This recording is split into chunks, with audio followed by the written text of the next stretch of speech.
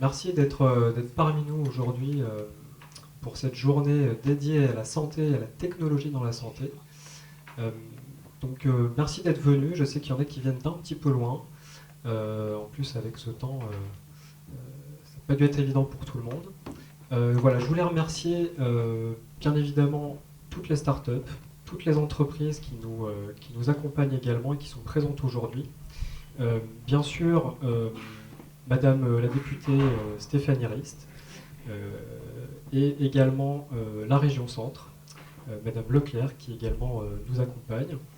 Euh, et puis les partenaires, sans qui on n'aurait pas pu organiser cette journée, donc le groupe Antenor Partner et Harmonie Mutuelle. Donc, je vais laisser la parole à Madame Stéphanie Rist. Merci beaucoup. Alors je vais faire très court. Je suis ravie d'être ici avec vous pour deux raisons. La première, c'est que quand on est député, on est amené à réfléchir sur le cadre législatif des évolutions de la société et donc des évolutions technologiques. On en parle beaucoup en ce moment avec la loi bioéthique, mais en ce qui concerne les données de santé, les protections des données. Voilà, donc c'est la première raison pour laquelle je suis ravie d'être ici. La deuxième, c'est qu'il me semble important de rencontrer les startups, les entreprises, les gens qui veulent transformer la société, parce que qu'est-ce que c'est qu'une startup? C'est l'envie de transformer notre société, de rappeler la phrase de Jean-Paul Sartre, que j'aime beaucoup, qui est une émotion n'est rien d'autre qu'une transformation de la société. Et il me semble très important, notamment dans les technologies liées à la santé, de faire le lien qui est important entre la technologie et la personne, et notamment tous les développements des technologies qui vont aider à la formation des personnes qui vont aider à mettre ces technologies. Donc voilà, donc je suis ravie d'être ici avec vous. Je suis sûre que ça va être une journée très intéressante. Je devais être cet après-midi ici et je tiens à m'excuser. Je dois partir pour le projet de loi de financement de la sécurité sociale qui est présenté ce matin au Conseil des ministres, sur lequel je travaille. Voilà. Merci beaucoup à vous tous d'être ici et surtout à ce que vous faites et à ce rassemblement des gens qui vont permettre aussi, quand on se rend compte, d'avancer plus vite, plus loin. Donc merci.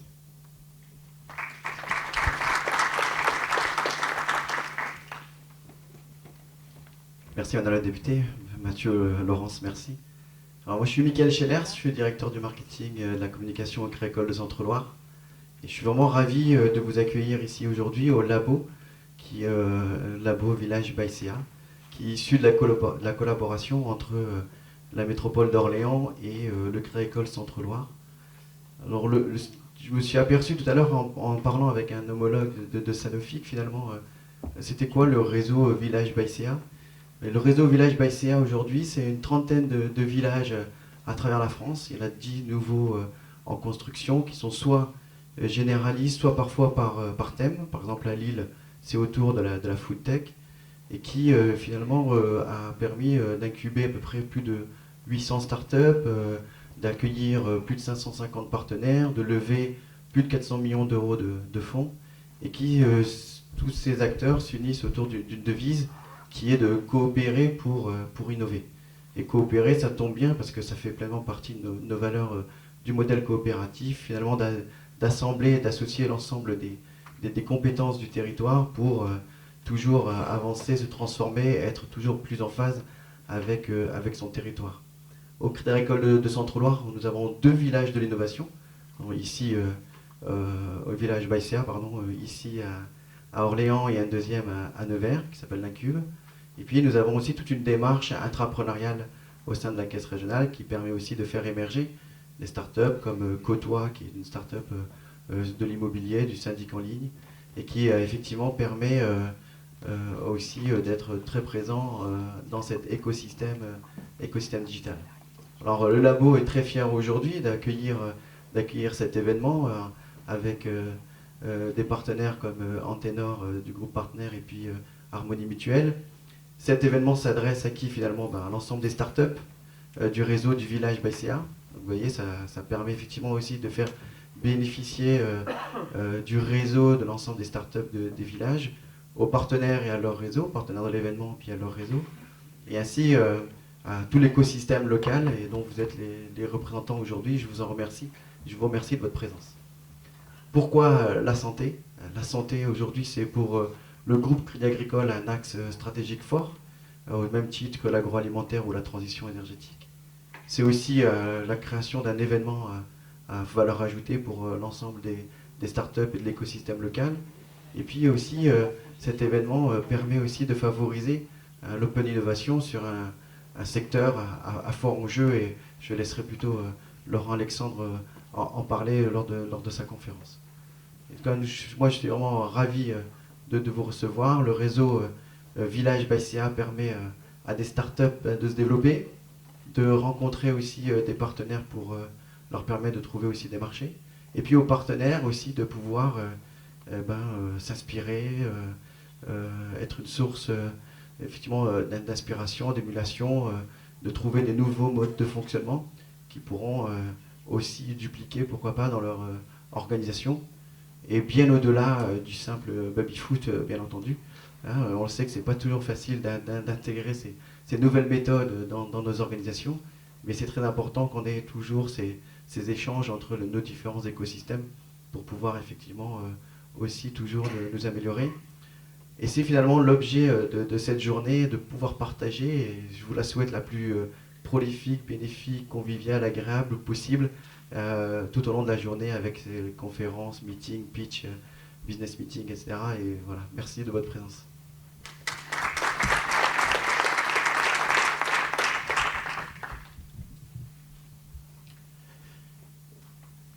Bonjour à tous, donc je suis Pierre Fournier, Harmonie Mutuelle, et je suis en charge de la transformation au sein de la région Centre, Île-de-France et Hauts-de-France. C'est une des 6 régions opérationnelles d'Harmonie, et je suis également en charge de l'innovation pour cette région. Je voulais tout d'abord effectivement remercier Mathieu, Laurence et puis Stéphanie pour l'organisation de cette journée. Journée donc tournée autour de la Health Tech. Donc nous, Harmonie, effectivement, la santé, c'est quelque chose qui est important pour nous, puisqu'en tant que groupe mutualiste non lucratif, nous opérons sur 4 métiers. La prévention santé, qui est effectivement un domaine qui reste encore à explorer et sur lequel il y a beaucoup d'attentes, et c'est là où la technologie aussi peut énormément aider en termes de développement de la prévention. On intervient sur la complémentaire santé, qui est un peu notre métier historique, mais on intervient aussi sur la prévoyance et l'épargne. Au-delà de ça, Harmonie fait maintenant partie d'un groupe plus vaste qui s'appelle le groupe VIV, qui est issu du rapprochement de Harmonie, de la MGN et de la MNH.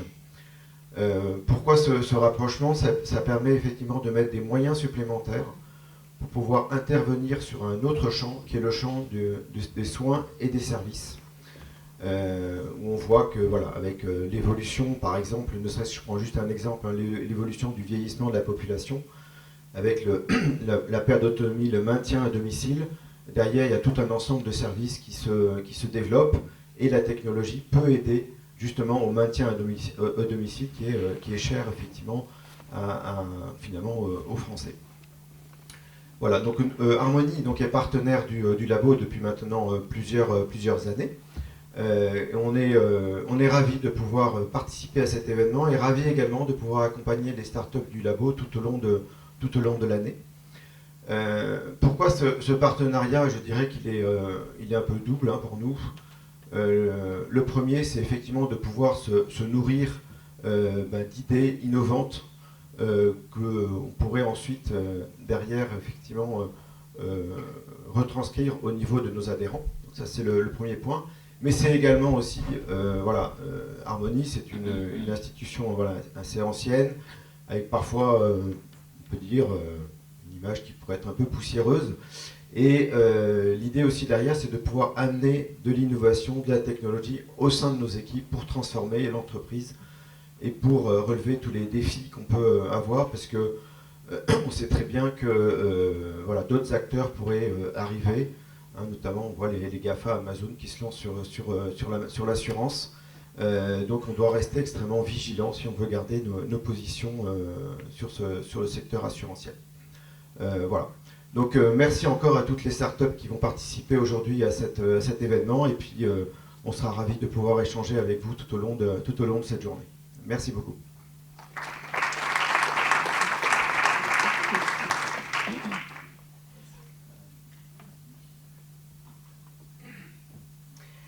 Bien, écoutez, maintenant on va accueillir Monsieur Laurent Alexandre. Donc, Monsieur Laurent Alexandre est chirurgien. Il est également entrepreneur. Il a créé des startups dans le monde de la santé. Il est aussi écrivain. Il fait aussi des chroniques dans la presse. Et donc, il a accepté ce matin d'être présent à Orléans pour vous faire une conférence sur le domaine de l'innovation, sur l'intelligence artificielle. Et donc, nous sommes ravis de l'accueillir, et je vais laisser la parole à Laurent Alexandre. Merci beaucoup. Je me suis intéressé ces dernières années à l'organisation de la santé face à l'arrivée des géants du numérique, qui ont un avantage immense par rapport à nos structures de santé, qui sont efficaces pour produire des soins de qualité, mais totalement sclérosées en matière d'innovation, en matière d'informatique, etc. Et c'est vrai que on a longtemps douté de l'arrivée des GAFA dans le secteur de la santé, et maintenant ils y vont manifestement fortement. Donc l'hypothèse la plus probable, c'est qu'ils vont rentrer dans le monde de la santé. C'est le cas de Google, c'est le cas d'Apple, c'est le cas de Facebook. La fondation qui regroupe la totalité de la fortune de Mark Zuckerberg est consacrée à l'éradication de toutes les maladies d'ici 2099. On parle d'une fortune qui est d'une centaine de milliards de dollars. Et puis Amazon également, qui a investi massivement aujourd'hui dans le secteur de la santé. Donc, dans le monde qui vient, notre microcosme santé va être fortement impacté par l'arrivée des GAFA. Alors on m'a demandé, ce que je ne fais jamais, parce que je ne parle jamais de moi, mais on m'a demandé, devant un parterre de start-upers et de gens qui sont dans l'écosystème, de parler un petit peu de l'expérience que j'ai pu avoir en tant que créateur d'entreprise. J'ai créé, effectivement, développé, financé, sur mon argent personnel, une douzaine de start-up. Certaines sont connues du grand public, comme Doctissimo ou comme Dream, qui développent des neurotechnologies pour le sommeil. J'en ai retiré deux enseignements. Le premier, c'est que si on se décourage vite, il ne faut pas monter des start-up, il faut être fonctionnaire. Parce que Doctissimo, j'ai failli le planter 10 fois. La première année, après avoir investi 11 millions d'euros, j'ai fait 1230 francs de chiffre d'affaires, c'est-à-dire 200 euros. Et la deuxième année n'était pas meilleure. J'ai dû attendre l'année où j'ai vendu à Arnaud Lagardère et où je faisais 7 millions d'euros de bénéfices pour que ça marche bien. Mais au début, j'ai failli tout planter. Et on a effectivement, dans l'économie de l'IT, dans l'économie de la santé moderne, on passe très vite de pertes abyssales à beaucoup de résultats. Parce qu'il y a beaucoup de coûts fixes et il n'y a pas de coûts variables. Donc il faut investir au départ, et puis on fait plein de pertes, et puis au bout d'un certain temps, si on est courageux, qu'on bosse, qu'on ne prend pas de vacances, on peut bien marcher. Donc ça, c'est un premier enseignement. Puis un deuxième, c'est que c'est plus intéressant d'être start-upper que d'être fonctionnaire. Je trouve que c'est le métier le plus passionnant qui existe si on est travailleur et courageux, parce que ce n'est pas un long fleuve tranquille tous les jours. Alors, quel est l'avenir des startups? Et vous avez la chance d'être dans un endroit merveilleux, parce que cet incubateur est très beau, je trouve, d'un point de vue architectural et en termes de localisation. Il faut juste faire sauter les 3 barres HLM en face, mais ce qui prendra un peu de temps, mais la vue sur la rivière et sur est magnifique, et puis la terrasse est très très belle, même si elle n'est pas aux normes. 50 cm, c'est pas beau. Alors, dans quel univers vont fonctionner nos startups? On va être dans un monde effectivement vertigineux, parce que, pour reprendre l'expression d'Harari, l'homme finit par acquérir, grâce aux technologies NBIC, des pouvoirs vertigineux. Et en même temps, il y a des pulsions de fin du monde, Greta Thunberg, qui est un tas de gens qui nous annoncent que le monde va disparaître et que nous allons tous griller. C'est un environnement assez compliqué où on doit à la fois gérer Homo Deus et la fin du monde, et les fantasmes apocalyptiques de fin du monde. C'est compliqué. Et derrière, il y a un courant malthusien anti-technologie très fort. Quand vous lisez les écrits des ambassadeurs de Greta Thunberg, ils veulent interdire la 5G, ils veulent interdire Netflix, ils veulent interdire le téléchargement porno, parce que ça consomme beaucoup de CO2 de télécharger des films porno. On a un courant anti-malthusien qui va s'opposer à certaines des technologies que vous développez. Alors, ici, il n'y a pas de gens qui font des OGM et qui font de l'agroalimentaire, mais dans l'agroalimentaire, on est face à un courant anti-technologie extrêmement fort, et vous voyez qu'il y a des agriculteurs qui finissent par être attaqués par les voisins, tellement on les a convaincus que les pesticides étaient mauvais pour la santé. Vos startups vont vivre dans un environnement de redistribution rapide des pouvoirs, à cause de la montée en puissance des pays d'Asie-Pacifique et de la montée en puissance des GAFA. Puis en même temps, on est en fin de cycle. La prochaine crise financière arrive, on ne sait pas quand elle est, mais elle arrive. Dans les 5 années qui viennent, il va y avoir une crise, donc il faut être résilient, il faut emmagasiner du pognon, faire croire aux investisseurs qu'on a besoin d'argent tout de suite, ne pas l'utiliser et le garder en 6 caps de trésorerie à la banque pour la prochaine crise financière. Moi, j'ai toujours fait ça. J'ai toujours gardé de l'argent pour les périodes difficiles, parce que quand il y a une crise, si on n'a pas un peu de sous, on est un peu emmerdé. On a le retour des frontières. Pour des startups qui ont vocation à développer des produits à l'échelle mondiale, la crise sino-américaine et puis le retour de frontières entre l'Europe et l'Angleterre est compliqué, c'est la fin du libre-échange. En plus, on va avoir un contrôle important sur les technologies NBIC. Qu'il s'agisse de la génétique, des biotechnologies, de l'intelligence artificielle, le contrôle étatique va augmenter dans les années qui viennent.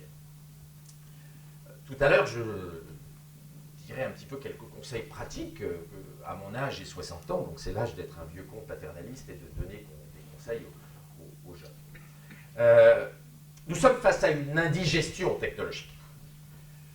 Effectivement, le passage au troisième capitalisme, après le premier capitalisme marchand, puis industriel, le capitalisme de la connaissance, le capitalisme cognitif, centré sur l'intelligence artificielle, la robotique, le big data, est particulièrement troublant. Il a plein de conséquences pour vous. L'économie de la connaissance est une économie de coûts fixes.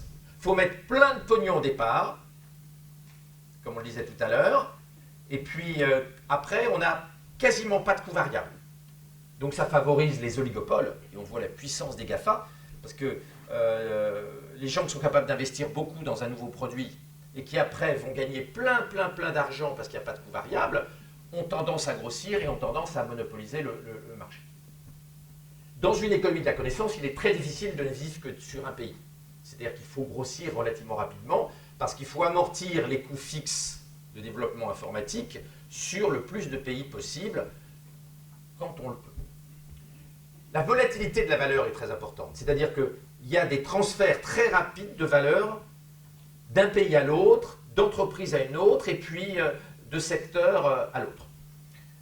Les GAFA ont piqué plein de valeurs aux chaînes de télé, aux médias, aux agences de pub, aux agences de com, en quelques années. Vous savez qu'aux États-Unis, 86% du marché publicitaire est détenu par Google, Facebook plus Amazon. Google plus Facebook, c'est 83%, et Amazon, c'est 3%. Donc ça fait 86% à 3 entreprises. Avant, tout ça, c'était dans la main des médias. C'était le New York Times, c'était CNN qui avait ce pognon, et aujourd'hui, le pognon est parti. Dans une économie de la connaissance, ce qui est important, c'est l'écosystème. Une entreprise seule ne peut pas exister.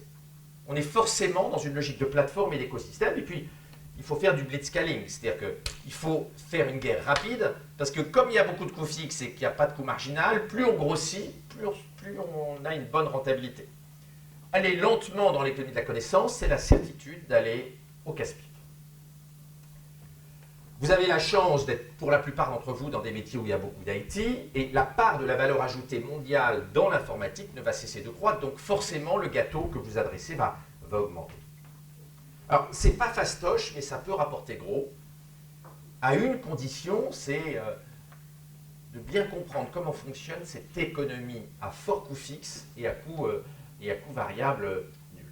Alors, on est, c'est une évidence, dans l'explosion de l'intelligence. On met aujourd'hui 15 000 transistors sur la largeur d'un cheveu. Le coût du mégaoctet stocké a été divisé par 2000 milliards.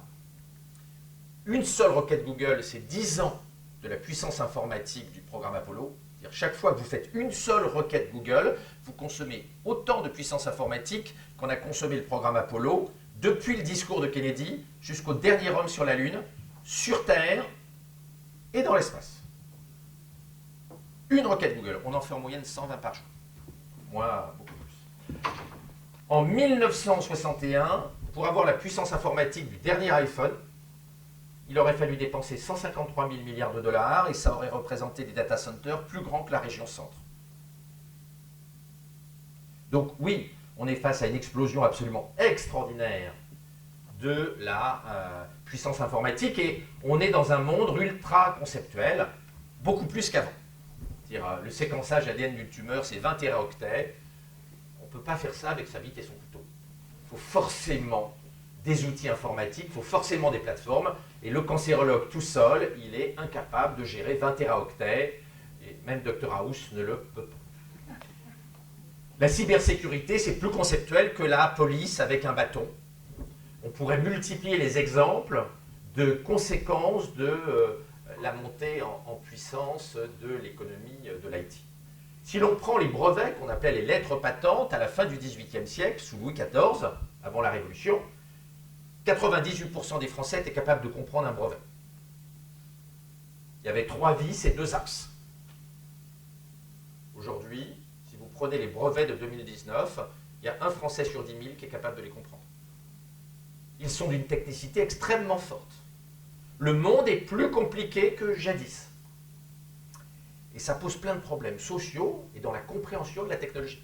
Quand vous voyez Ségolène Royal parler du lien entre cancer et pesticides, vous avez honte pour la classe politique en tant qu'énarque, parce que je ne suis pas que chirurgien, j'ai honte qu'une énarque puisse dire autant de contre-vérités, mais les journalistes et la société civile ne sont pas capables de savoir qu'elle ment sur le lien entre pesticides et cancer du sein, puisqu'elle a dit dans les médias, le cancer du sein est lié aux pesticides.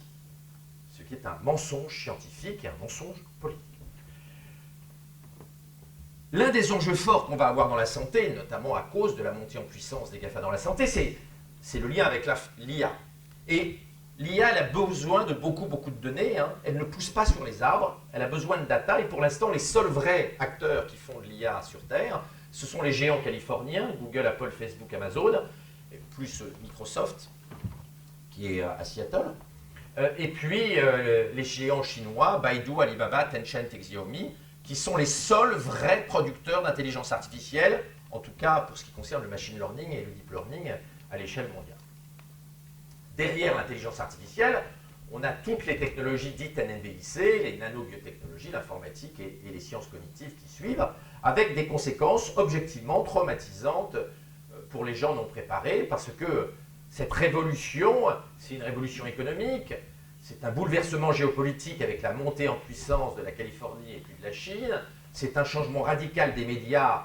TF1 vaut 2 milliards en bourse, Netflix vaut 155 milliards. TF1 existe depuis des décennies, Netflix était une misérable start-up. Puis les Français ont été inspirés parce qu'on avait proposé Netflix à Canal+, pour très peu d'argent, quelques paquets de cacahuètes. Et le patron de Canal+ avait dit, mais Netflix n'a aucun intérêt. Aujourd'hui, Netflix a 2 fois plus d'abonnés en France que Canal+, puisqu'il y a 6 millions de foyers qui ont Netflix en France. C'est un changement de civilisation et on voit bien toute la crise autour de la PMA et des technologies qui vont pouvoir être développées. Vous avez suivi les premiers bébés fabriqués en éprouvette et modifiés génétiquement en Chine, 2 en 2018 et 1 en début 2019. C'est un choc philosophique et puis c'est une mutation politique qu'entraîne l'économie des technologies NBIC. En même temps, et ça a une conséquence directe pour votre métier d'entrepreneur, on est rentré dans un âge pessimiste et maso, avec les écologistes comme Cochet qui proposent qu'on arrête de faire des bébés alors que la démographie européenne s'effondre déjà, des pulsions survivalisme, l'écologiste Jean Covici qui dit qu'il faut arrêter de soigner les personnes âgées malades. Hein, j'ai écrit une tribune récemment dans l'Express, non à l'euthanasie écologique, non, non et non. Ce pessimisme écologique est devenu insupportable. Aurélien Barraud, qui est la coqueluche des bobos verts, propose qu'on interdise la 5G, et donc la télémédecine, et donc vos métiers. On est face à des pulsions décroissantistes et d'arrêt de la technologie qui sont insupportables et qui sont menées par les ayatollahs verts avec une irrationalité croissante. Et Greta Thunberg ne dit pas grand-chose, à part de chouiner dans les tribunes, mais ces ambassadeurs, lisez leur programme, c'est un programme de retour au Moyen-Âge. Lisez le programme des ambassadeurs de Greta Thunberg. Derrière Greta Thunberg qui dit ne faire que de la science, vous avez en fait un programme qui ressemble à celui du grand moineau de Game of Thrones. Il n'est pas très difficile, il est difficile aujourd'hui, de soutenir la science. Hein. Mes derniers papiers, notamment dans l'Express, pourquoi je combats Greta Thunberg, me valent à peu près 5000 messages d'insultes tous les jours. Donc défendre la science est compliqué et va être compliqué dans les années qui viennent. La France est l'une des têtes de turc de Greta Thunberg qui a attaqué la France à l'ONU, alors que c'est le deuxième pays le plus écologique au monde, derrière la Suisse, et le pays parmi les grands pays qui produit le moins de CO2 par unité de richesse, produite que au monde entier. C'est-à-dire la France est le pays qui produit le moins de CO2 par unité de richesse, et c'est nous qui nous faisons le plus engueuler. Mais Macron a appris à ses dépens, puisqu'il a beaucoup chouchouté Greta, que quand on chouchoute le grand moineau, il vous finit par vous cracher à la queue. Et ceux qui n'ont pas vu Game of Thrones, je vous conseille de voir Game of Thrones pour comprendre où nous mène Greta, au grand moineau, avec la reine Circé qui instrumentalise le grand moineau, jusqu'à ce que le grand moineau la foute en tôle et la déshabille toute nue dans la rue. On a une opposition croissante entre les gens pro-science, qu'on appelle souvent les bioprogressistes ou les transhumanistes, et puis les conservateurs. Alors les bioconservateurs qu'on connaît, les gens qui s'opposent aux technologies de modification embryonnaire, à la PMA, par exemple la Manif pour tous, et puis on a aussi les collapsologues, les Verts, qui proposent un arrêt de la technologie, considérant que la technologie produit du CO2. Donc il va falloir, si on veut développer vos business, si on veut développer la contribution que vous apportez à la santé, à la science, il va falloir quand même un tout petit peu limiter les pulsions décroissantistes et anti-science dans les décennies qui viennent. Ah, il est clair que Homo Deus est en rodage et que nous ne savons pas encore comment gérer les pouvoirs vertigineux qui vont nous être apportés, qu'il s'agisse des modifications des bébés. Vous avez vu que la Chine a fait les premières souris avec 2 mamans sans spermatozoïdes du tout, grâce aux cellules souches IPS. Et puis, on pourrait multiplier les exemples. Les bébés modifiés en éprouvettes, ou la réussite par la Chine et par des chercheurs sous l'égide de l'Académie des sciences chinoises, de singes génétiquement augmentés, alors, qui n'en sont pas, c'est pas encore la planète des singes, mais ils ont des capacités intellectuelles augmentées par les modifications génétiques qui ont été faites en Chine. Le monde dans lequel on est, on l'a vu, est un monde compliqué pour les gens. Les technologies que vous développez ne sont pas compréhensibles par la totalité de la société civile. Puis en plus, on est noyé sous la connaissance et les données. En 2025, on estime que chaque terrien, alzheimerien et bébé compris, produira 100 milliards de data numériques par jour. 100 gigaoctets. Chaque terrien. Tout terrien. Les 8 milliards de terriens vont produire chacun 100 téra. C'est sûr qu'au milieu de ce déluge de données, les gens sont paumés. C'est ce qui explique sans doute que d'après la Fondation Jean Jaurès, 9% des Français, 0 dans cette salle bien sûr, mais 9% des Français pensent que la Terre est plate. Ces modifications, 9%. 9%. Ça fait mal au cœur, mais c'est 9%. 9%. Oui, non, mais les chercheurs que vous êtes, les innovateurs que vous êtes, les managers que vous êtes, n'y croient pas, mais c'est l'horrible réalité. Il suffit d'aller sur Twitter et sur les réseaux sociaux voir les discussions qu'il y a eu autour de certaines vedettes des Gilets jaunes, parmi lesquels il y avait pas mal de complotistes, expliquer que les fumées des avions sont des produits chimiques mis par Macron pour empoisonner la population, etc. Il y a des pulsions complotistes liées au fait que le monde est trop compliqué pour beaucoup de gens.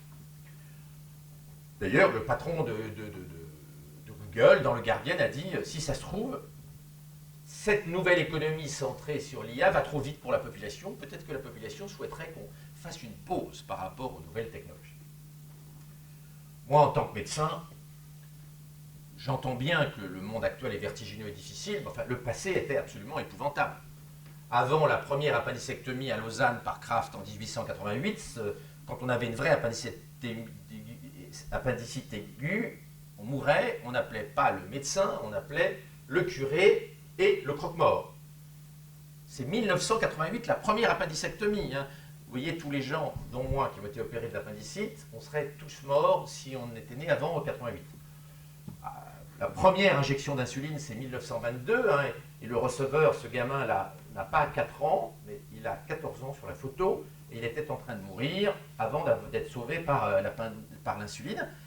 L'insuline, ça a moins de 100 ans. La rougeole faisait il n'y a pas très longtemps 6 millions de morts avant le vaccin, et avant la vaccination contre la polio, quand on faisait une polio, on était mis dans un poumon d'acier. C'est là où on voit le rôle de l'innovation et le rôle qu'ont les innovateurs comme vous l'êtes. Et il reste encore 3 personnes qui ont attrapé la polio avant la vaccination en 1955, inventée par Salk, et qui sont toujours en poumon d'acier. Vous voyez Paul Alexander, qui est toujours dans son poumon d'acier, qu'on répare, parce qu'il n'y en a plus que 3, et donc c'est très compliqué de réparer les poumons d'acier, qui sont des machines à ouvrir et à fermer les poumons, parce qu'ils n'ont plus de muscles respiratoires qui ont été détruits par le virus de la polio. Vous l'avez compris. Je pense que les anti-vaccins sont des assassins.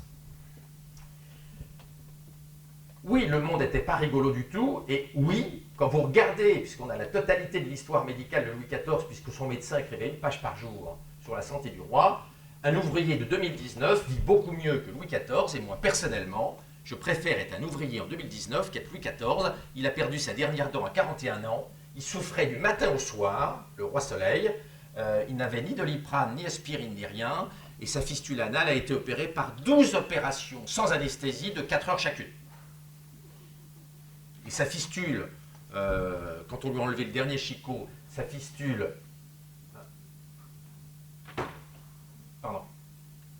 Sa fistule a été une source de souffrance absolument terrible. Donc si on vous propose Louis XIV ouvrier en 2019, je vous promets, choisissez ouvrier en 2019. Ce qui d'ailleurs est une merveilleuse reconnaissance de la puissance de l'innovation, et notamment de l'innovation en santé. Alors, notre histoire récente, en fait, elle vient, et cette nouvelle économie que vous construisez, elle vient de ce qui s'est passé en 89.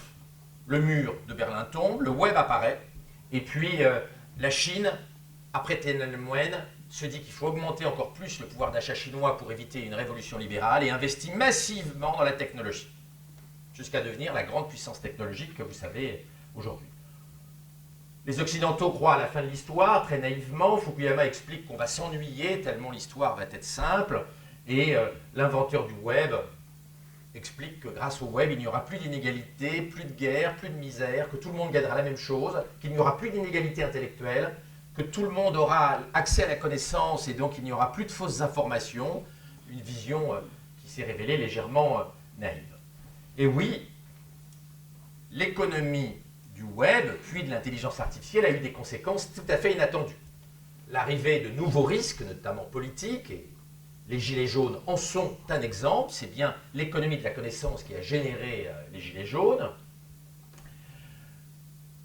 Un risque sur la démocratie, 18 ouvrages déjà écrits sur la fin de la démocratie, et les anglo-saxons sont très pessimistes, avant même l'arrivée au pouvoir de Trump. Le développement des systèmes de surveillance comme il y en a en Chine et qui font que la Chine est aujourd'hui bien plus avancée que les épisodes les plus terribles de Black Mirror, avec une transparence de nos existences qui est très très forte. The Economist raconte très bien comment l'intelligence artificielle arrive à déterminer notre sexualité et nos capacités intellectuelles sur une photo de face de nous, ce qui bien sûr ne pose pas de problème dans nos pays démocratiques où, par exemple, le mariage gay est autorisé, mais dans les pays comme le Pakistan, où l'homosexualité est punie de mort, c'est un problème qu'une intelligence artificielle puisse révéler au gouvernement qui, dans une rue, est gay et mérite la peine de mort. Ça pose de nombreux problèmes politiques, moraux et philosophiques. Vous avez vu, de façon plus anecdotique, en matière de transparence absolue, comment on a récupéré les selfies érotiques de Jeff Bezos, le fondateur propriétaire d'Amazon, l'homme le plus riche du monde, hein, qui a fait des selfies de lui pour sa maîtresse dans sa salle de bain, dans le miroir de sa salle de bain, comme font n'importe quel ado, sauf qu'il a 60 ans. Et il les a envoyés à sa maîtresse. On ne sait pas comment, mais les selfies sont arrivés chez les pro-trumpistes et chez sa femme. Sa femme a demandé le divorce, ils ont divorcé. Elle a obtenu 35 milliards de dollars d'indemnité. Donc la fortune de Bezos est passée de 165 milliards à 130 milliards. Il est toujours l'homme le plus riche du monde, mais il est quand même très très affaibli, très très appauvri. Même si la plupart d'entre nous se satisferaient d'avoir 130 milliards. Derrière, on a une concurrence technologique beaucoup plus forte qu'on l'imaginait. Et puis aujourd'hui, la séparation de l'Internet en deux groupes, entre la Chine et les États-Unis, ce qui aura des conséquences sur vos business. Hein, une partie des pays sont en train de se mettre derrière le grand firewall chinois et sont en train de créer un Internet séparé de l'Internet occidental. Et c'est accentué par le bannissement par Trump de Huawei, mais hier de 28 startups d'intelligence artificielle supplémentaires, chinoises. Donc on est en train d'assister à une balkanisation, ce qu'on appelle le splinternet, de l'Internet, et ça aura d'énormes conséquences sur le marché de la télémédecine, par exemple. Par ailleurs, toutes ces technologies génèrent une concentration énorme de pouvoir et d'argent, hein, et vous savez, ce qui est un problème pour les start-upers, que le prix des bons développeurs s'envole, puisque chez Google, on a dépassé 100 millions de dollars de primes annuelles pour les très très bons développeurs. Et les primes données par les GAFAM pour recruter des très bons collaborateurs ou pour garder des très bons collaborateurs, c'est 25 milliards par an. Donc il y a effectivement une difficulté à garder de très très bons développeurs quand on est start-upper, donc il faut des stratégies malignes d'association au capital des plus brillants développeurs que l'on a. La crise économique derrière, la crise politique derrière l'augmentation des inégalités entre les gagnants et les perdants de l'économie de la connaissance, vous la connaissez. Et on voit ça également à l'échelle des pays. Hein. Il est très très surprenant, je fais demain une conférence à Casablanca sur ce sujet. Le Maroc était 5 fois plus riche que la Chine en 1980, il y a 39 ans. Maroc n'a rien investi sur les nouvelles technologies, exactement 5,01. Vous pouvez faire le calcul en prenant les données de la Banque mondiale. 5,01, aujourd'hui c'est juste le contraire. Le Maroc n'a rien investi dans l'économie de la connaissance et dans l'IT, rien. Le big data, rien. La Chine a tout misé là-dessus et a fait une razzia mondiale absolument extraordinaire. Il s'agit bien évidemment de PIB par habitant et pas de PIB global. La Chine a 1,3 milliard d'habitants et le Maroc 40 millions. Mais en richesse produite par habitant, le décalage est absolument spectaculaire. Alors quelques mots sur l'IA. Personne n'y croyait à l'IA, ça merdait depuis 1956, et puis tout d'un coup le deep learning s'est réveillé quand on a eu des grandes bases de données et qu'on a eu le développement de puissance informatique importante avec le GPU, et on s'est trouvé face à une IA qu'on n'a pas su bien gérer, avec beaucoup d'incertitudes sur la façon dont on allait organiser nos relations avec l'IA, beaucoup de craintes. On a vu, Science l'a publié, qu'avec une bonne puissance informatique et 100 000 $, on peut refabriquer le virus de la variole en laboratoire en quelques semaines. Donc il y a une crainte de l'utilisation de l'IA et des nanobiotechnologies à des fins néfastes, ce qui conduira probablement à des régulations qui pourraient impacter vos business. Et puis la difficulté, ce que les politiques ont beaucoup de mal à comprendre, c'est que par définition l'IA est une black box, c'est une boîte noire, et vouloir expliquer l'IA est impossible. Quand vous pouvez expliquer une IA, c'est que c'est de l'informatique à la papa qu'on a repeint en IA pour baiser les investisseurs, c'est que c'est de la fausse IA. Une vraie IA en deep learning ne peut pas être explicitée. Ou alors il faudrait des millions d'années pour pouvoir reconstituer tous les poids relatifs des réseaux de neurones. Facebook annonce des réseaux de neurones avec des centaines de couches et 10 000 milliards de neurones virtuels. vouloir réexpliquer les décisions prises par l'IA est juste impossible, est impensable. Donc, quand vous voyez un politique, c'est très fréquent au journal télévisé, qui explique qu'il faut une IA éthique et explicable, c'est qu'il ne connaît pas le sujet. Il y a eu plein de craintes sur notre rôle et par rapport à l'IA, beaucoup de fantasmes. En réalité, on va vers la complémentarité des intelligences. L'intelligence, qui est relier les choses entre elles, n'est qu'une partie de l'intelligence. L'IA fait ça, relier les choses entre elles, intelligere en latin, mais elle n'a pas d'autonomie, pas de conscience artificielle et pas de sensibilité.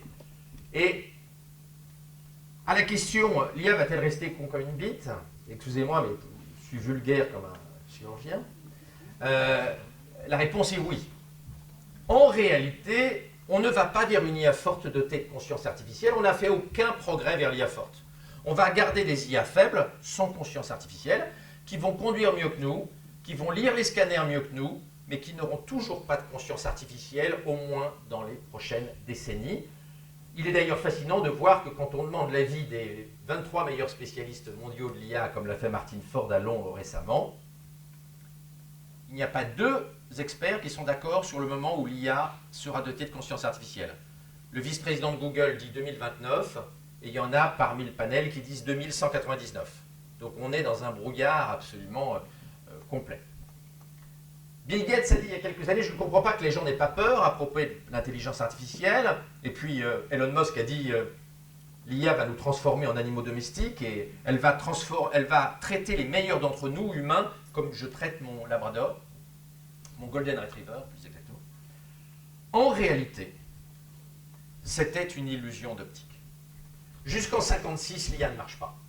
C'est-à-dire les IA connexionnistes, comme le deep learning, ne marchent pas parce qu'on n'a pas assez de puissance informatique, et les IA symboliques, elles ne marchent pas parce que c'est trop compliqué de transférer la connaissance humaine sous forme d'IA symbolique, parce qu'il faudrait des programmes faisant des milliards de milliards de milliards de lignes, rien que pour analyser, par exemple, un scanner. En 2011, le deep learning, donc les IA connexionnistes, finissent par marcher, notamment dans la reconnaissance d'images. Et là, c'est une énorme surprise. Puis derrière, on a une bulle robotique, ce qui a conduit certains députés d'ailleurs à faire des fonds sur la robotique à Lyon, Bruno Bonnel, notre ami Bruno Bonnel. Et puis en fait, c'est une bulle. La robotique ne progresse pas parce qu'elle n'est pas scalable. Il faut beaucoup de métaux rares, ça coûte très cher. Les magnifiques robots de Boston Dynamics coûtent $1,5 million pièce. C'est pas comme un logiciel, un robot. On n'en fabrique pas des milliards pendant la nuit. Un logiciel, la nouvelle version Beta 14, vous la transférez sur tous les iPhones du monde et tous les téléphones Android du monde la nuit, en 5 minutes. Vous ne transformez pas un robot la nuit, vous ne le versionnez pas.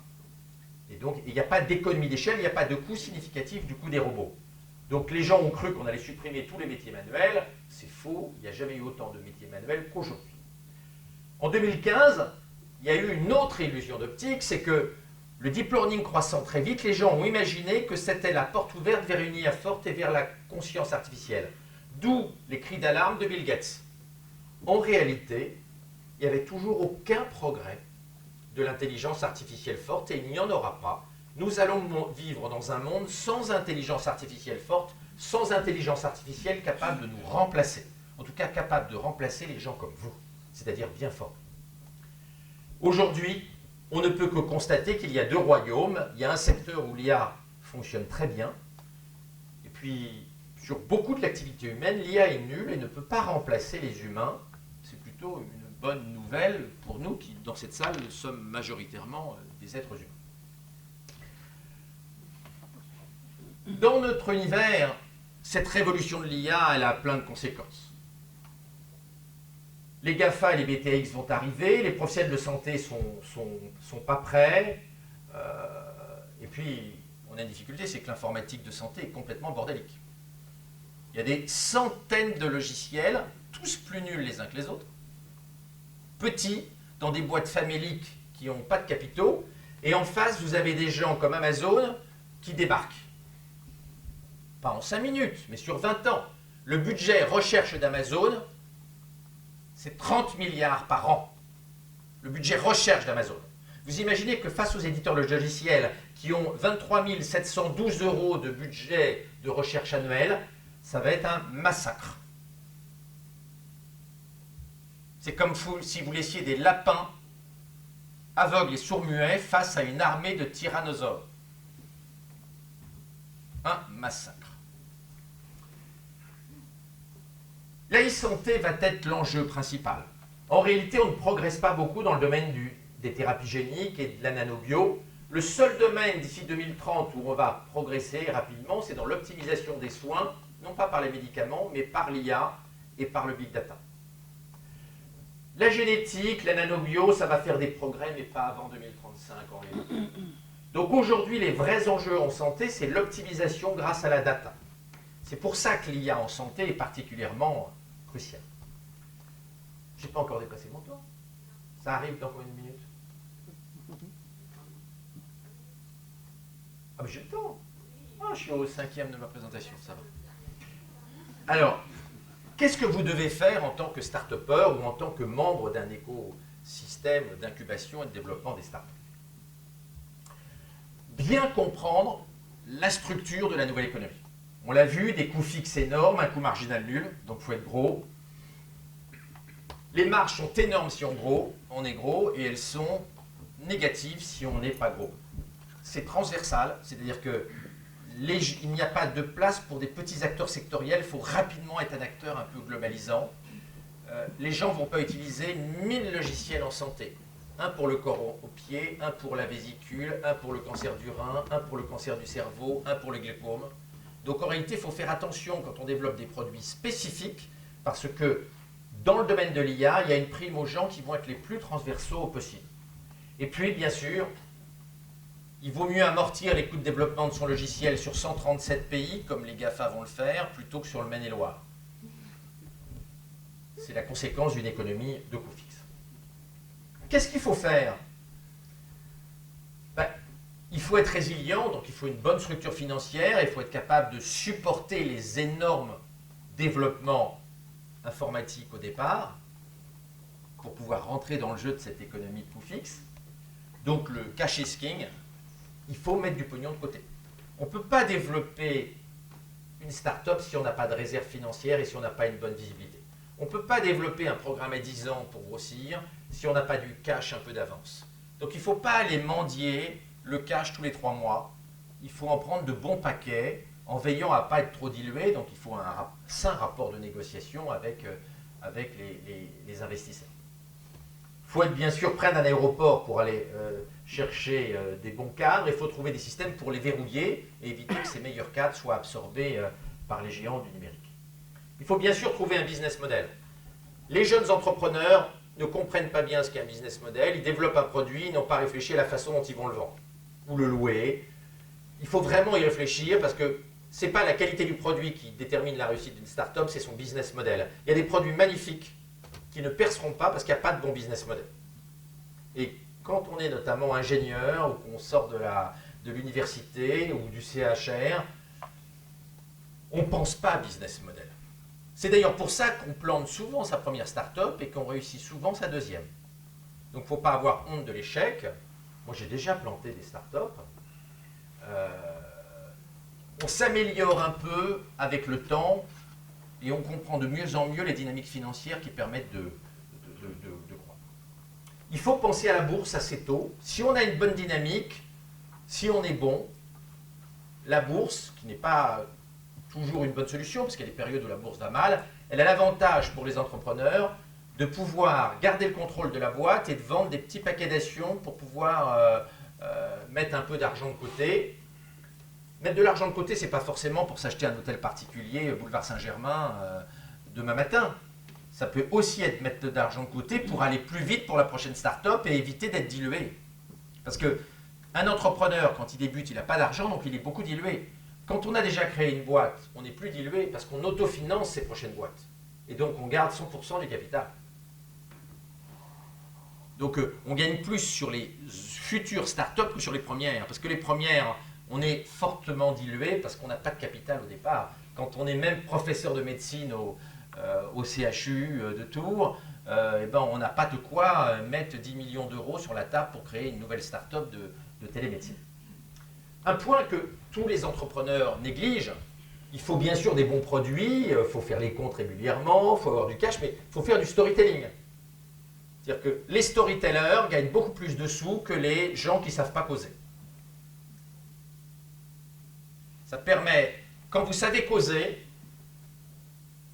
vous êtes moins dilué quand les investisseurs arrivent, la valo pré-monnaie est plus forte, et donc vous gardez le pouvoir. Et puis vis-à-vis de la bourse, c'est évident, la bourse c'est du storytelling, puis vis-à-vis des gens à qui vous vendez vos produits, des partenaires de votre écosystème, le storytelling est très important.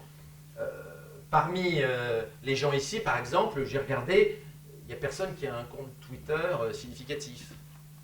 Eh ben c'est con, parce que c'est ça qui permet de faire venir des capitaux, des clients, des partenaires, des clients, etc.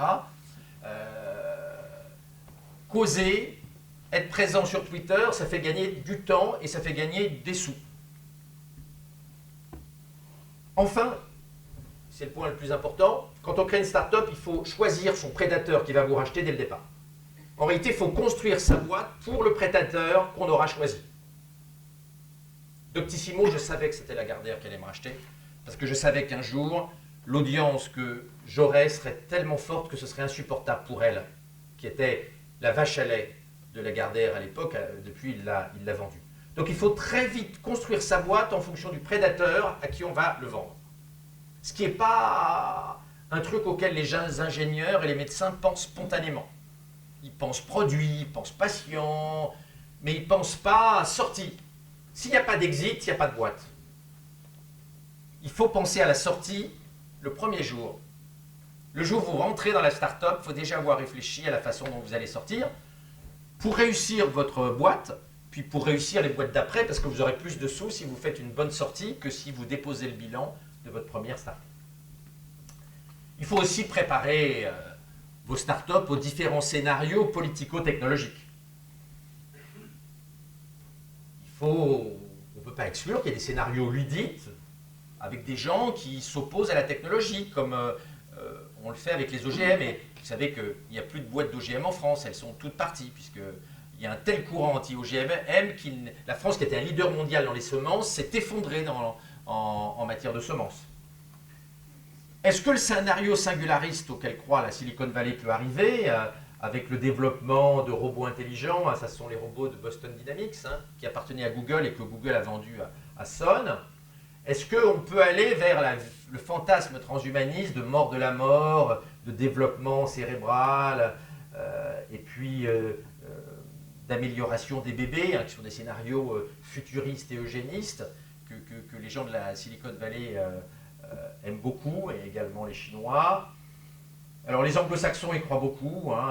Quand Google a créé Calico, vous savez, en 2013, cette boîte qui est destinée à nous rendre immortels, à euthanasier la mort, Time avait posé la question, est-ce que Google peut vraiment résoudre le problème de la mort? Et il répondait plutôt de façon positive. Et d'ailleurs a fait un deuxième papier sur le sujet en estimant qu'en 2045, nous serions immortels. Les anglo-saxons adhèrent à cette vision d'une médecine hyper technologique. Ça n'empêche pas l'espérance de vie aux États-Unis de baisser depuis 2 ans et demi à cause de l'épidémie de morphine prescrite par les médecins et qui fait presque 80 000 morts par an. Comme d'habitude, en partant d'un bon sentiment. Parce que les plus grosses conneries partent de bons sentiments. Vous voyez, c'est comme d'écouter Greta Thunberg. Les bons sentiments conduisent à faire les plus grosses conneries. D'où vient l'épidémie? D'où vient l'épidémie qui a transformé tous les États-Unis en un gigantesque Dr House? Eh bien, il y a un mec qui un jour a eu une superbe idée. Nous, on a eu des plans douleur, mais les Américains sont allés au-delà. Ils ont considéré que la douleur était un signe vital.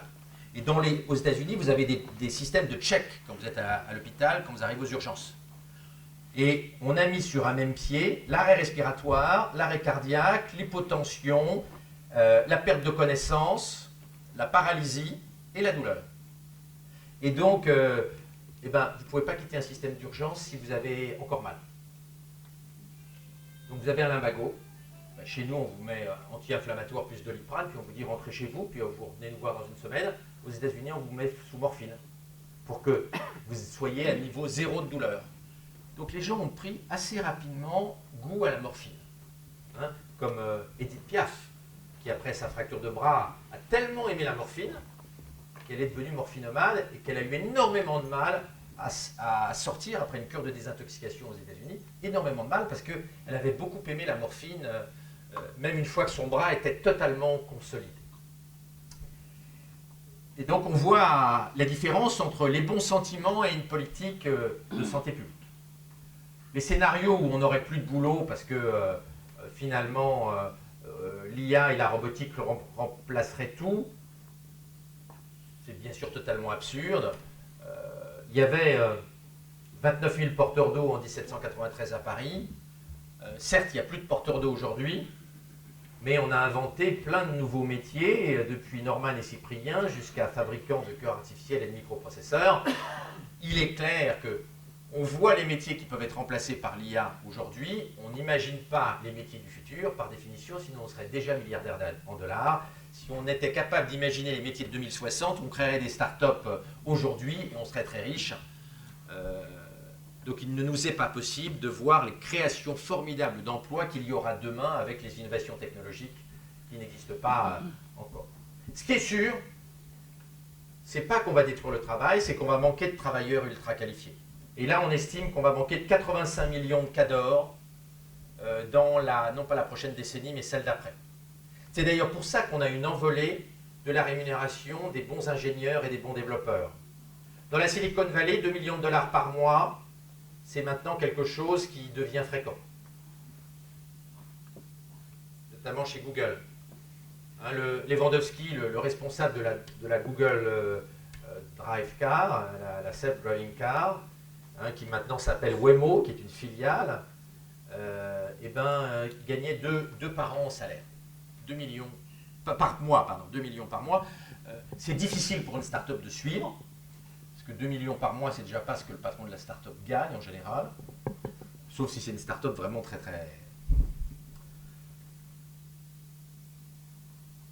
Il y a un vrai scénario, c'est le scénario qu'Homo-Deus a imaginé, c'est un scénario où on va vers des troubles sociaux, parce que il y a une partition de la société entre les dieux qui maîtrisent l'intelligence artificielle et les inutiles, selon les termes affreux d'Harari, qu'on met au revenu universel en attendant leur mort parce qu'ils ne comprennent pas l'IA. Alors c'est un scénario totalement déstabilisant pour l'économie et avec des conséquences politiques immenses qu'il va falloir conjurer, mais c'est pas simple parce qu'on a très clairement industrialisé l'intelligence artificielle sans commencer à démocratiser l'intelligence biologique. Nous n'avons pas réduit les inégalités intellectuelles dans aucun pays au monde. Et l'école n'a jamais démontré sur Terre sa capacité à réduire les inégalités intellectuelles. C'est d'ailleurs un immense challenge, et je pense que beaucoup de start-up vont se développer dans l'adaptative learning et l'EdTech, les technologies de l'éducation, parce qu'il va bien falloir trouver des technologies éducatives pour réduire les inégalités intellectuelles. La seule réussite, le seul programme qui ait montré une réduction significative des inégalités intellectuelles, c'est le programme de Bush Junior, No Child Left Behind, qui a montré une vraie réduction des inégalités intellectuelles grâce à un programme scolaire. Les 6 responsables du programme ont été punis à 20 ans de camp pour fraude massive vis-à-vis de l'État fédéral, ça s'appelle félonie, de mentir à l'État fédéral. Ils sont toujours en camp, ils sont toujours en pénitencier d'État. Ils avaient tout bidouillé sur Excel. Et ils modifiaient les tests des gamins, les tests de capacité intellectuelle des gamins, avec des gants blancs, pour ne pas laisser de traces et d'empreintes digitales au cas où l'État fédéral irait regarder les feuilles de tests des enfants. Seulement, les statisticiens de l'État fédéral étaient moins cons que les gens le pensaient sur le terrain. La gaussienne des performances ressemblait plus à une vague ondulée qu'à une gaussienne normale, et vu le nombre d'enfants concernés, c'était impossible que ce ne soit pas une belle gaussienne traditionnelle. Donc ils ont été démasqués et ils sont partis. Alors, à part cet exemple, il n'y a pas d'exemple, et donc c'est un vrai problème politique. Et si on était méchant, on dirait que le seul anti-ride qui marche sur Terre, c'est Photoshop, et la seule façon de réduire les inégalités, hélas, en 2019, c'est de bidouiller Excel. Est-ce qu'on va vers un scénario où on fabrique de l'intelligence biologique grâce à Neurotech? Vous savez qu'Elon Musk a créé une société Neuralink destinée à mettre des circuits intégrés dans le cerveau de nos enfants pour les rendre compétitifs face à l'IA et face aux petits asiatiques.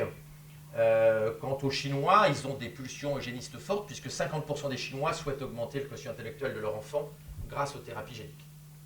50%. Ça n'est que 13% en France. Ce qui est déjà pas mal d'ailleurs. Jusqu'où ira-t-on vers ces technologies cérébrales, hein? Et vous savez que Netflix, le patron de Netflix, a annoncé aux analystes financiers il y a quelques mois que son objectif n'était pas de nous louer des MP4, mais c'était dans le futur de nous vendre des pilules pour qu'on vive le film comme Schwarzenegger dans le film Total Recall.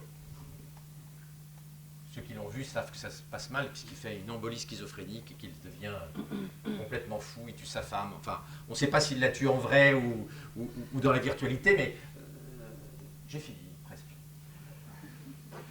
Il me reste 7 minutes. Ça va. Ça va. Et donc ça pose énormément de questions. Est-ce qu'on autorisera les juges à lire dans notre cerveau? Et vous savez qu'on n'est plus très loin, sans doute 5 ans, d'être capable par un casque plus de l'IA de savoir ce que nous pensons, ce qui pose plein de problèmes. Il va falloir faire attention la nuit, parce que si votre femme met le casque sur votre cerveau, elle va savoir que vous avez une maîtresse ou inversement. Et puis le fisc pourrait vous mettre un casque sur la tête pour savoir si vous fraudez. On voit un peu tout ce que la Chine, mais peut-être pas que la Chine pourrait faire de ce type de technologie. Alors les gens chez Google vont un peu plus loin, puisque Ray Kurzweil, vous le savez, a eu cette phrase magnifique, le vice-président de Google, Google connaîtra la réponse à vos questions avant que vous les ayez posées, et il vous connaîtra mieux que votre partenaire sexuel, et peut-être mieux que vous-même vous connaissez. Un scénario est important. Est-ce qu'on va rester vassal des géants du numérique et de l'intelligence artificielle? Est-ce qu'on va devenir vraiment des colonies numériques, des GAFA? Alors c'est vrai qu'ils ont un gros avantage, ils savent beaucoup de choses sur nous. Moi j'ai calculé, les GAFAM ont presque 3 téraoctets, 3000 milliards de données sur moi. Apple a 2 Tera, Amazon 200 gigas, Facebook 140, en incluant WhatsApp, Google 1 téraoctet, et Microsoft plus LinkedIn, sa filiale à 100%, 30 gigas. Ça fait presque 3 Tera. Donc c'est un avantage immense pour personnaliser la publicité, mais pour mieux me connaître en matière médicale, assurantielle, bancaire, etc. Total a confié son exploration pétrolière, l'analyse de son exploration pétrolière à Google l'année dernière. Renault-Nissan a abandonné le développement de ses voitures autonomes et les a confiées à Google, incapable de suivre en matière d'IA ce que font les géants de la Silicon Valley. On pourrait multiplier les exemples d'entreprises françaises du CAC 40 qui ont confié leur IA à Google, parfois certains à Baidu ou à Alibaba en Chine. L'Europe là-dessus a pris un retard immense. Et il est clair que si vous voulez progresser, vous serez obligé de passer des deals avec les GAFAM ou avec les BATX. Obligé. Amazon est incontournable dans le cloud avec ses 30 milliards d'investissements. Google et Facebook sont irremplaçables en matière d'IA. Donc de toute façon, il faut que vous rentriez dans l'écosystème des géants de l'intelligence artificielle si vous voulez croître. Derrière, les opportunités nouvelles sont absolument incroyables. Hein. Jeff Bezos a investi une partie significative de sa fortune dans ses fusées Blue Origin. Et voilà les dessins qu'il a présentés aux journalistes cet été de ce qu'il veut faire comme station orbitale. On dirait Euro Disneyland, c'est un mélange de Lucerne, de Genève, de Florence, de Munich et de San Gimignano. C'est un truc, et du pont d'Avignon, c'est un truc hallucinant. C'est très enfantin, mais les géants de l'intelligence artificielle sont aussi enfantins que l'américain moyen. Donc la vision qu'il a du monde, c'est Disneyland en orbite autour de la Terre. Comment on va faire avec les géants de l'intelligence artificielle? Comment vous allez faire? Il y a plusieurs scénarios. Soit ils restent tout puissants et il y a un oligopole avec quelques géants de l'intelligence artificielle qui contrôlent toute l'intelligence artificielle sur Terre. Soit elles se commoditisent, mais c'est peu probable dans les décennies qui viennent. Soit on les démantèle, les géants de l'intelligence artificielle, on les coupe en morceaux, soit on les dégroupe. Vous savez, le dégroupage, c'est ce que l'autorité de régulation des télécoms a fait en France avec Orange. On a obligé Orange à prêter ses lignes et ses poteaux à Free quand Free a commencé, de manière à ce que Free puisse rentrer sur le marché. Parce vous imaginez bien que quand vous êtes Free et que vous rentrez sur la téléphonie mobile, vous ne pouvez pas avoir des fibres optiques et des lignes partout sur France entière. Donc vous ne pouvez pas rentrer sur le marché parce que l'investissement est trop important le premier jour. Et donc pour éviter ça, on a le dégroupé, c'est-à-dire on est obligé, le leader, à prêter ses infrastructures à Free jusqu'à ce que Free puisse avoir ses propres fibres optiques et ses propres poteaux. Donc ça conduirait à ce que les GAFA aient l'obligation législative de vous prêter leurs données pour que vous puissiez éduquer vos intelligences artificielles avec leurs données. Certains proposent qu'on les démantèle, qu'on les coupe en morceaux. Moi, personnellement, je n'y crois pas, même si les projets de Facebook, avec la création de la monnaie Libra, ont renforcé la volonté de les castrer. Beaucoup de gens pensent qu'il serait dangereux que Facebook ait une monnaie. Vous voyez bien qu'une monnaie par Facebook serait extraordinairement pratique pour chacun d'entre nous, mais ce serait une monnaie d'un genre nouveau. Quand vous avez un bifton dans votre portefeuille, le bifton ne connaît pas vos goûts alimentaires, vos goûts sexuels, avec qui vous couchez, où vous allez en vacances, et si vous préférez le ski, au palmier. Alors qu'une monnaie Facebook le saurait. C'est la première fois où on aurait une monnaie, où on aurait des biftons électroniques qui nous connaîtraient. Puisque Facebook sait tout de nous. Hein. On a démontré, il y a déjà 5 ans, que à partir de notre profil Facebook, on peut déterminer nos goûts sexuels. Pour parler d'un truc très très très intime qu'on imagine impénétrable, si j'ose dire, c'est un mauvais jeu de mots, et indéchiffrable. Personnellement, et je l'ai écrit récemment, je suis persuadé que pour des raisons militaires, le Pentagone interdira qu'on démantèle les GAFA.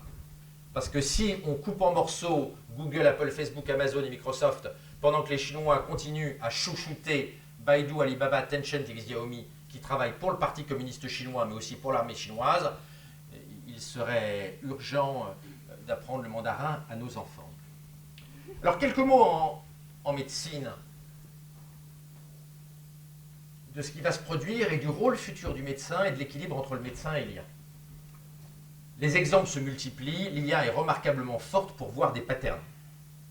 Donc, Google a montré qu'à partir d'une photo de rétine, on arrive à remplacer un bilan cardiovasculaire. L'IA détermine mieux notre risque suicidaire que les meilleurs psychiatres. L'IA détermine beaucoup mieux le jour de notre mort que les cardiologues.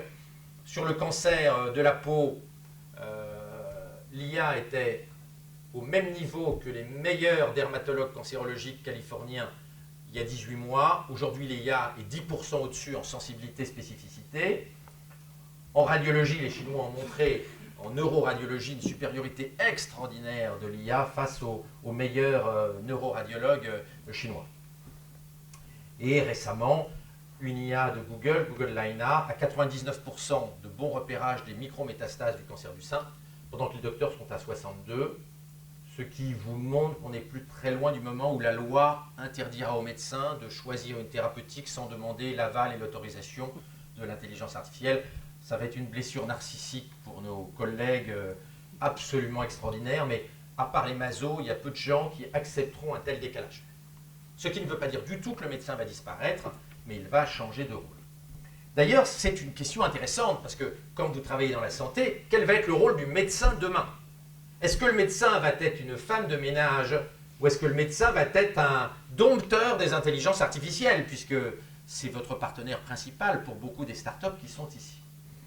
Kai-Fu Lee, qui est le plus grand spécialiste au monde de l'économie de l'intelligence artificielle, a écrit des lignes bouleversantes pour un médecin sur l'avenir de la médecine. Il dit, avec l'intelligence artificielle, le médecin ne va pas disparaître. Il va devenir un compassional caregiver. Un tiers infirmière, un tiers technicien, un tiers assistante sociale. Moi, j'ai fait 11 ans d'études pour être qualifié en chirurgie. Je vous promets que c'est un destin qui m'enthousiaste extrêmement modérément. Extrêmement modérément. En réalité, je pense que Kai-Fu Lee est pessimiste. Ce sera ma conclusion. Et vous voyez, c'est la première fois de ma vie où je ne dépasse pas mon temps de parole.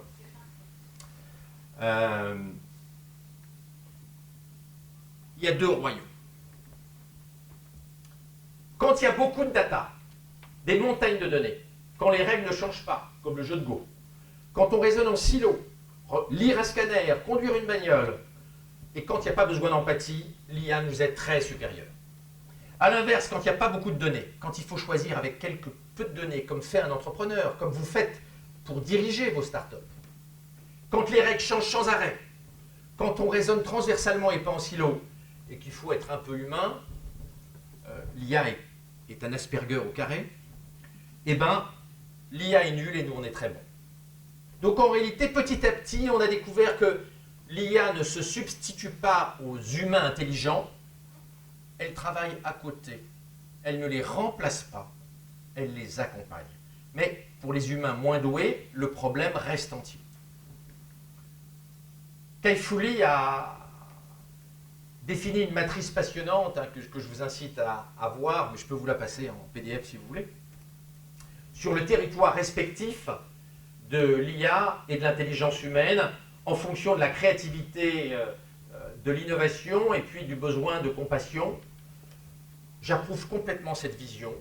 On a vraiment deux royaumes interpénétrés mais séparés. Il n'y a aucune chance que l'IA nous dépasse. Alors un petit mot sur la mode du big data. Tout le monde veut faire du big data, du big data, du big data. Le cerveau humain est remarquablement efficace pour connaître le monde et décider à partir de peu de data. En revanche, quand il y a beaucoup de data, on est paumé. Analyser un séquençage ADN, 20 000 milliards de data, personne ne le peut, sauf à y passer quelques millions d'années. En revanche, l'IA fait ça très bien en quelques secondes. Donc nous, on est bon quand il n'y a pas de data et on est mauvais quand il y a de la data. Inversement, l'IA est nulle quand il n'y a pas de data, notamment l'IA connexionniste de type machine learning, et elle devient extraordinairement forte quand il y a beaucoup de data pour l'éduquer. Et donc il faut faire le contraire de ce qu'on vous raconte à toute longueur de journée. Il ne faut pas aller vers le big data, il faut aller là où on est bon. À titre personnel, nous devons faire des boulots où il n'y a pas de data. Ce qui ne veut pas dire qu'il ne faut pas faire de big data et d'IA dans nos entreprises, mais nous, on doit aller vers des tâches où on doit décider à partir de peu de data. S'il y a plein de data, l'IA va faire mieux que nous. S'il n'y a pas de data, peu de données, nous serons meilleurs que l'IA pendant de nombreuses décennies, en tout cas jusqu'à ma retraite. Et donc le conseil que je donne, et qui est complètement le contraire du conseil qu'on vous donne, c'est fuyez le big data. N'allez pas là où il y a beaucoup de données, allez là où on est bon. Et les tâches de réflexion stratégique, de coordination que vous faites en tant qu'entrepreneur sont indépassables pour l'IA pendant des décennies et des décennies. En conclusion, après vous redire que je suis très content d'être parmi un entrepreneur, un plateau d'entrepreneurs, parce que je crois profondément au rôle de l'entrepreneur pour résoudre les problèmes sociaux, pour diminuer les inégalités, pour maintenir de l'activité dans les territoires et éviter une trop forte métropolisation.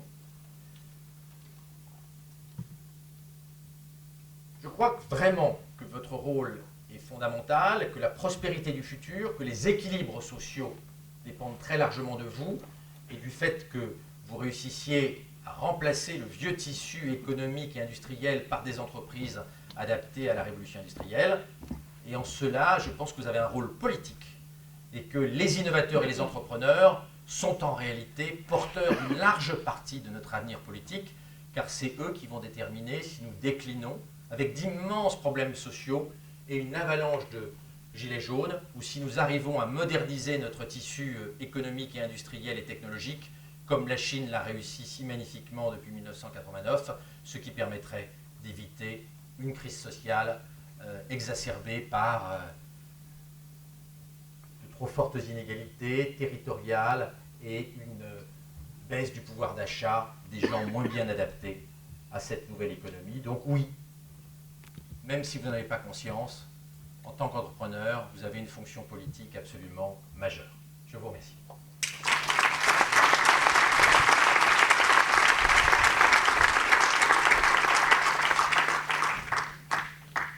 Merci beaucoup pour ces propos très riches et très intéressants. Je propose quelques minutes de questions à la salle, si vous voulez.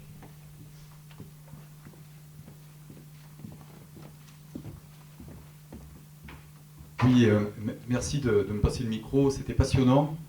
J'étais obligé de prendre quelques notes parce qu'à chaque slide que vous comment dire, présenter, en fait, on pourrait passer des heures et des heures de débat, pendant que les doués, qu'on pourrait dans votre analyse appeler les élus, en fait, font sans se poser de questions. Vous les connaissez et vous avez parlé sur les derniers slides d'Asperger, par exemple. En fait, globalement, on est un peu en train de dessiner cette vision-là, et c'est une vision qui pose énormément de questions, qui transparaît autour de vos éléments.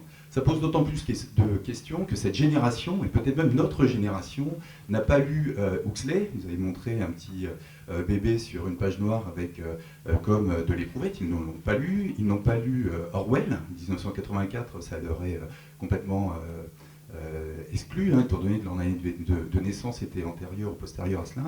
Et ils n'ont pas lu Barjavel, auteur français, qu'on devrait tous lire en fait. La nuit des temps, comment le transhumanisme, vaincre la mort, etc. Ça, c'est des sujets extrêmement importants. Et la question, c'est que tout ce que vous avez décrit se pose quand même sur un sujet important qui est l'énergie, en fait. Hein.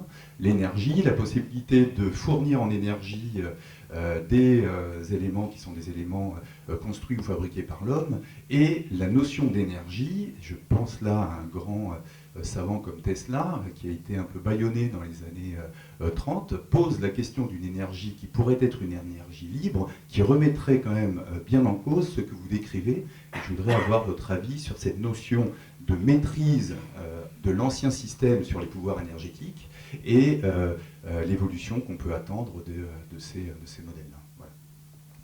Alors moi je suis un anti-collapsologue, je ne crois pas à la fin du monde écologique. Et je pense qu'il y a peu d'entrepreneurs qui pensent comme Cochet que le monde va disparaître en 2022. La crise écologique, elle me paraît surmontable et elle est très largement exagérée. Les Français ont fini par oublier que l'alimentation n'a jamais été aussi saine qu'aujourd'hui. Il y avait 2000 morts par l'hystériose et assimilés en 1900 chaque année. Aujourd'hui, des morts par l'hystériose, il y en a exceptionnellement rarement, très très rarement. L'air n'a jamais été aussi pur à Paris qu'il l'est aujourd'hui. C'est pareil à Londres. La pollution par le SO2 à Paris, hein, le dioxyde de soufre, a baissé de 99% par exemple. C'est d'ailleurs pour ça que jadis, quand on ravalait à Paris les immeubles, quelques mois plus tard, ils étaient déjà gris puis noirs. Aujourd'hui, on n'aurait plus besoin de ravaler les immeubles à Paris tellement la pollution a baissé. Mais les gens sont persuadés que la pollution n'a jamais été aussi forte. Donc globalement, je ne suis pas un collapsologue, et je pense qu'il y a beaucoup d'indicateurs écologiques qui vont mieux qu'avant, mais on a un vrai problème, un défi climatique, même s'il est exagéré aujourd'hui par l'opinion, puisque un scénario de montée de 2 à 3 degrés est supportable, hein, puisqu'on a déjà fait une partie du changement et qu'on sort d'un petit âge glaciaire, hein, puisque la Terre s'est réchauffée à partir de 1850-1880, alors qu'on était à une température moyenne exceptionnellement basse. Et en réalité, on a dépassé la température du Moyen-Âge uniquement entre 90 et 95. C'est-à-dire qu'on partait de très très bas à la fin du 19e.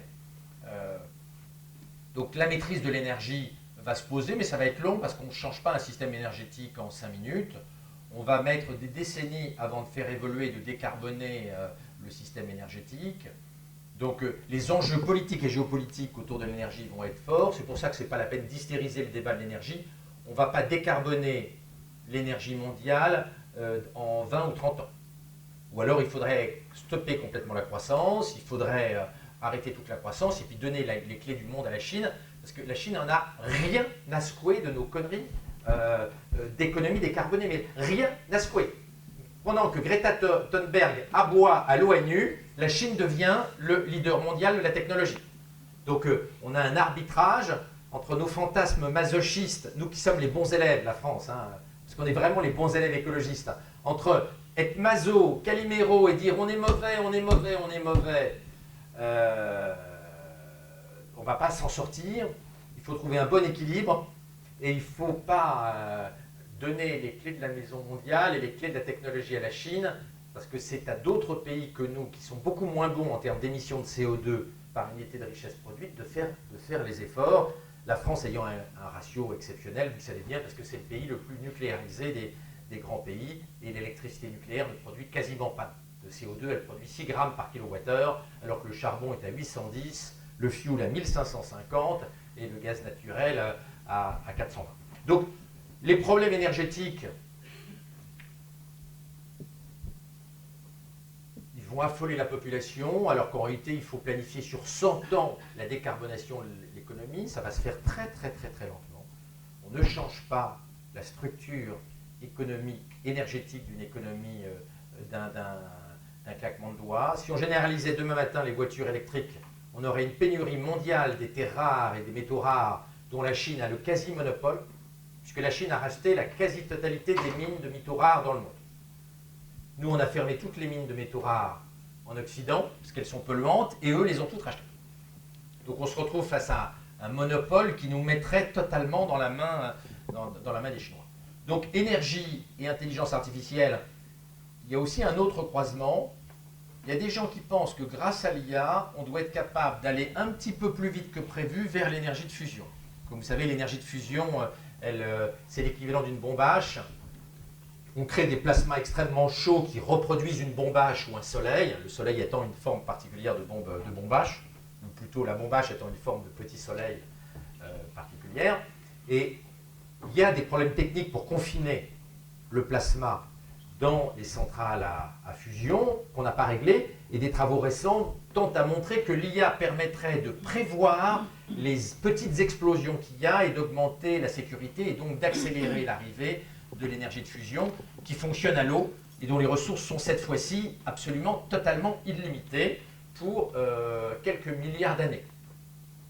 Donc il y a un lien entre IA et énergie, c'est que peut-être l'IA peut nous permettre d'aller plus vite vers l'énergie de fusion, qui est très probablement la solution à nos problèmes énergétiques, car de consommer de l'eau, qui est la ressource la plus abondante sur Terre, en ne rejetant aucun produit toxique, ce serait un avantage absolument extraordinaire. Est-ce qu'il y a d'autres questions? Oui.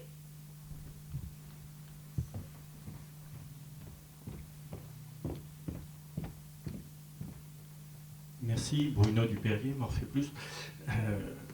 Je suis au regret de vous le dire, j'ai relevé une faute. C'est l'IA est-elle con comme un bit? Pardon. Oui. La question maintenant plus sérieuse. Est-ce que vous parliez de deux mondes? On le voit bien avec la guerre géopolitique que vous nous avez présentée. Est-ce qu'on n'est pas dans la création d'un troisième monde avec une Europe enclavée entre les deux acteurs que vous avez précédemment cités? C'est pas un troisième monde, c'est un castrat technologique. L'Europe est un castrat technologique. Elle a raté le coche. Elle est nulle en IA, mais on est encore en déni. Le rapport Villani n'a pas dit la vérité sur le sujet. Et d'ailleurs, il est englué dans des problèmes administratifs. Il n'existe pas vraiment, le rapport Villani. C'est-à-dire qu'il n'a pas été appliqué parce qu'il n'y a pas de volonté politique. C'est-à-dire qu'en réalité, à force d'avoir des élites politiques qui ne comprennent rien à la science, à la médecine, à la technologie, on prend un énorme retard face à des pays comme la Chine, où tous les dirigeants sont des ingénieurs ou des businessmen. Donc, je suis énarque, mais je regrette qu'il y ait trop d'énarques parmi les élites politiques et pas assez de gens qui connaissent le vrai monde, la vraie vie, la technologie, la science, la médecine. Et donc, oui, le troisième monde, l'Europe, est complètement marginalisé. D'ailleurs, quand on parle d'IA, on ne parle pas de l'Europe. Je vous invite à lire le livre de Kai Fu Lee que je vous ai présenté tout à l'heure. Il explique très bien à quel point l'IA n'existe pas en Europe et n'existera pas, et que l'IA va rester une colonie technologique parce qu'elle ne comprend pas l'économie de l'IA. Le RGPD, le Règlement Général des Protections de Données, que tout le monde considère comme une immense innovation, est effectivement intellectuellement formidable, mais il interdit qu'il y ait des acteurs européens de l'IA, puisqu'il interdit la constitution de bases de données sans présupposés. Parce qu'il faut globalement dire à quoi on destine les données. Or, si on ne sait jamais comment l'IA va utiliser les données et de quelles données elle a besoin pour arriver à un output de données. Et donc, quand on limite la captation de données, on interdit de faire de l'IA au sens propre du terme. Donc oui, on est mal parti sur l'IA, mais ça n'empêche pas des acteurs comme vous de jouer avec les GAFA. C'est-à-dire, autour de la création primaire d'IA qu'ont les GAFAM, ou les BATX, Vous pouvez être des acteurs qui vivent dans l'écosystème. C'est d'ailleurs ce qu'il faut faire. Aucun d'entre vous ne va créer de l'IA, mais vous pouvez transformer, modifier, utiliser l'IA. Hein? On va rester dans un monde avec quelques sociétés qui produisent de l'IA, très peu. Ce sont les géants de la data, pour plusieurs décennies. Et donc, il faut accepter ce monde. En tant que citoyen, on regrette que l'Europe soit nulle, mais en tant qu'entrepreneur, on en prend acte. Et puis, on vit dans l'écosystème des GAFA. Il y a beaucoup d'argent, il y a beaucoup d'idées à développer en étant utilisateur de l'IA des GAFAM. On n'a pas besoin d'être forcément tous producteurs d'IA. On n'a pas besoin de fabriquer de l'électricité pour l'utiliser. Ici, l'incubateur utilise de l'électricité pour nous chauffer, pour nous éclairer et pour faire fonctionner l'écran de télé, mais il n'a pas sa propre centrale nucléaire. Une start-up peut tout à fait utiliser l'IA des géants du numérique sans être elle-même productrice d'IA. Elle n'est d'ailleurs pas productrice d'électricité non plus. D'ailleurs, on voit bien que ce mouvement d'externalisation a commencé. Jadis, les entreprises étaient leurs propres hébergeurs. Doctissimo, je l'hébergeais dans mes propres locaux. J'avais mes serveurs de pré-prod, mes serveurs de prod, j'avais tout. Mes lignes spécialisées, et rien n'était externalisé. Puis après, c'est parti chez un hébergeur spécialisé. Et aujourd'hui, personne n'est capable de rivaliser avec un acteur comme Amazon Web Services.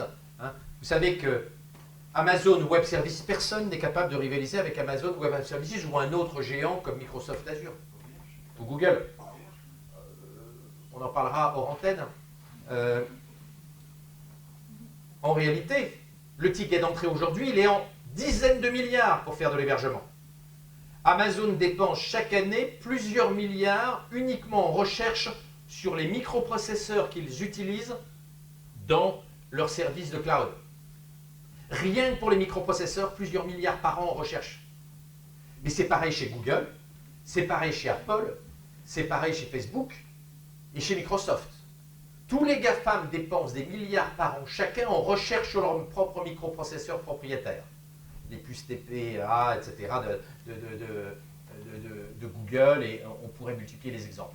Donc, on ne créera pas d'IA en Europe, mais des milliers de startups peuvent créer des grandes sociétés en utilisant l'IA des géants du numérique. Et donc, il y a toute une réflexion à avoir sur la façon de bénéficier des innovations qui viennent de l'écosystème des géants du numérique, même si le robinet d'IA n'est pas made in Europe. Merci beaucoup.